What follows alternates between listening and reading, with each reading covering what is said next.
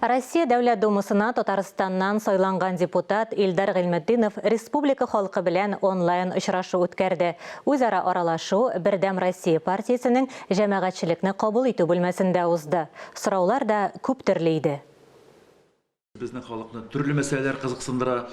Әлбәттә, безнең өчен, депутатлар өчен кичкенә генә дә сорау, яки зур гына сорау, авырмы, җиңелме андый сораулар дип карамыйбыз, бүтән сорауларны эшкә алабыз.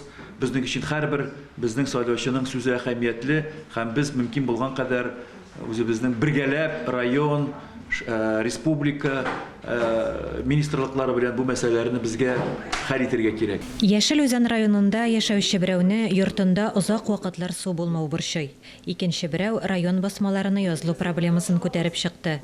Илдар Гыйлметдинов мөрәҗәгать иткән һәркемгә ярдәм итәргә шандырды.